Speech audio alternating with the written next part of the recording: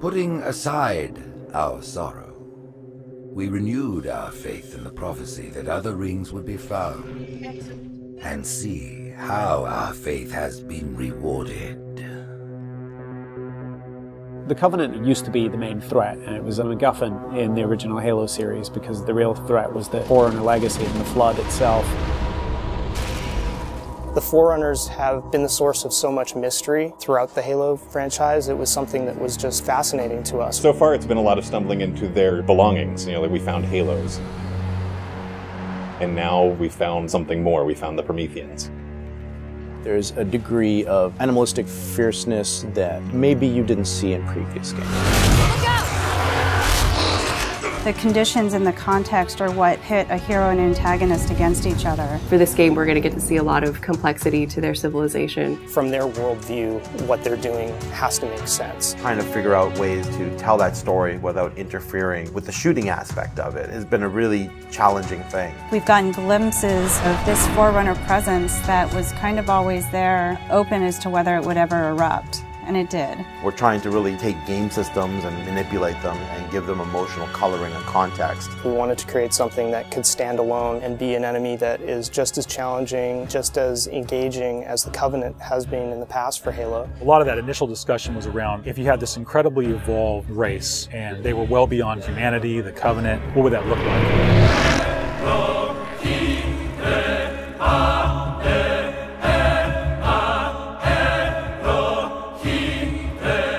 The design process for the Prométhéens was intriguing, exciting, and then long and painful process.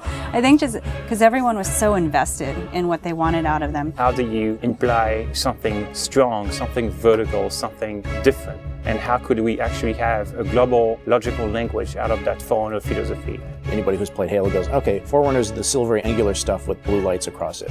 That's really the language kind of in a nutshell. For us it was important to break that, but still find kind of like a mathematical organization. We had to do a very clear separation of style, shapes, colors, right from the start. I think the Knight's been through almost like 15 plus iterations of geometry. This sheet is like very traditional way of doing brainstorming. You just do silhouettes and then we take it and iterate some more and more and more. We didn't want them to look like monsters because they're not monsters. We had a version that looked very demon-y. These things on his back, they would go together and they would like flare out when the player was being spotted. We didn't want the Prométhéens to look like robots because they're not robots. A version that looked very thin and spindly. We would see one, it's like, you know, that one looks cool, but it really doesn't convey commander of the battlefield. We had other stuff where they could clamp on and have these big, hulking, massive armors on top of them that would really change the variant look. For us, it was important to get it into something that people could relate to, which I think is always going to be a challenge when trying to take the Foreigner language and create a character. Making sure that his head stood out, that you could see it, that players had the ability to headshot it.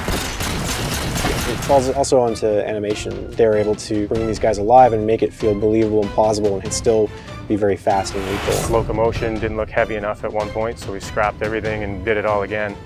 The Knight's like 12 feet tall, so if it doesn't feel heavy and menacing as it's walking around and doesn't intimidate the player, then we're not doing our job. There were not a lot of real-life elements that we could take. There are joints, some of them are not physically connected. They're holed up with the space in between them, which is some of the features that the architecture has, which is big, massive buildings like floating, defying gravity. We wanted to keep some of that mystery and kind of the unknown in the characters as well. We even have the little micro driver arms in here, and then all the way to where we turn these layers off. We have the glowing skull. We thought it would be more of an impact if it's like a sarcophagus. It opens up and it's showing all this aggression. There's certain ways to approach fighting an elite with a group of grunts, and really what we wanted to do was change that up. The Covenant are tried and true. You know what you're going to get out of a grunt, you know what you're going to get from a jackal with his shield, the toughness of elites. Here are the brand new hooks to the sandbox.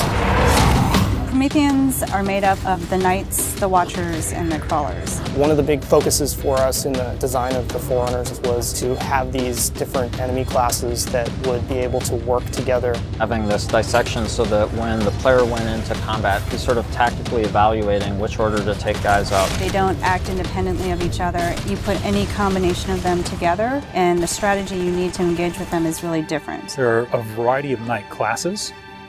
and each one of them is progressively more powerful. But your base knight actually starts just a little bit more powerful than an elite. But in addition to that, we wanted the knight to have his own set of traits and abilities. There's all kinds of these special features of each one of these characters that players haven't played in a Halo game before. You think about basic combat encounter design, a lot of the challenges designers face is how to introduce enemies. What would a Promethean do if it could bend time, space, form, matter? Knights can phase in out of anywhere. He's able to go where he needs to at any time, which is something the Covenant can't do.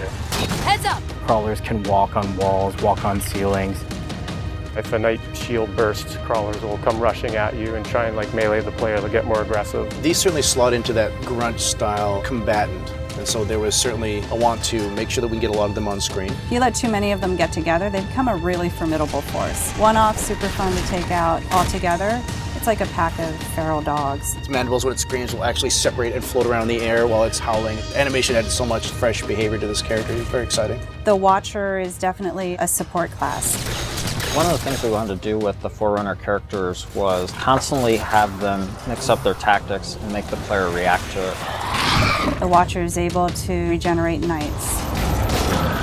One of the things we needed to do when the Watcher design was coming along was make sure that the Watcher would actually fit inside of the Knight. That bursts out and swap to the actual Watcher asset. The Watchers are aware if a Knight's damaged, they'll protect them, they'll catch grenades, so they kind of coordinate their efforts. The Prometheans feel like the most advanced of the bunch. They're able to bring all of their technology and wisdom to the battlefield. With new enemy class comes new weapon class. We literally concepted probably 200 weapons for this game before we settled on the half a dozen that went in. It's kind of like you've got that balance between humans' model of what a weapon's like and the desire to want to try and make something crazy and futuristic. We tried coming up with this perfect mix of stuff that was still relatable. You would still identify a weapon as a rifle or a shotgun or a submachine gun, even though they're almost magical. The Forerunner Scattershot was probably the first one where we really nailed the design on it. Everybody loves the hinge action shotgun, so we tried doing something like that so that the reload animation would be to cock it up and the front half would smash together. Every time you pick up a Forerunner weapon, it forms in your hand. So that sort of kicked off the component of having these guns form around the player. So there's that moment of like, oh, what is this gun? What does it do? And then when it comes into shape, it's kind of immediately identifiable. What makes the Forerunner weapons distinct is that usually they have dual purpose. So for instance, from the bolt pistol, you can charge it up and have something that's equivalent to almost like a shotgun blast. In the case of the light rifle, we actually experimented with doing dual firing modes. We tried to make it so there was the best of both worlds with a BR and a DMR. It works like the battle rifle when you're not scoped. That has a little spread, has a 3-shot burst, and it works like the DMR when you are scoped. So it's like a mini sniper rifle in a way. It actually changes to a different firing mode where the projectiles are stronger.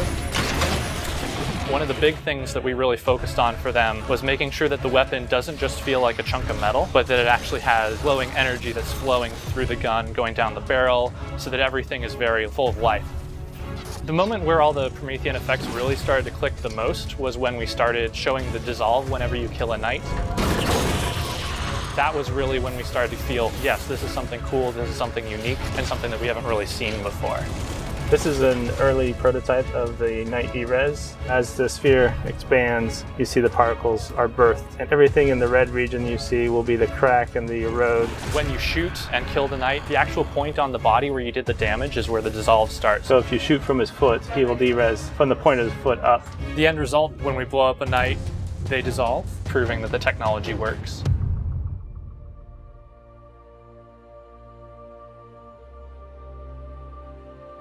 I look at the changes that we're making, and it really feels like we're making a sequel to Halo 3. And that's exactly what we're setting out to do. We have the Covenant from previous games. We have the UNSC. We had all these things to take from, like, all right, we can make a new take on this, but we had zero information to some of this Forerunner stuff. We're not just on a Halo, we're on a whole planet now.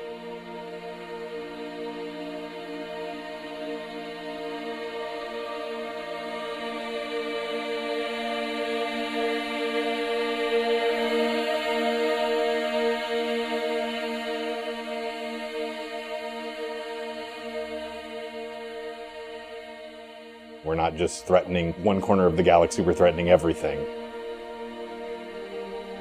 We're listening to the fan feedback.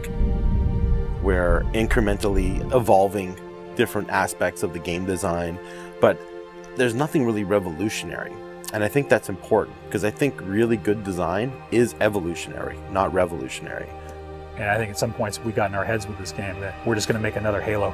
I don't think that's what people want. They may think they want that, but what they really want is something that speaks to the things that they love, but then provides them with something new.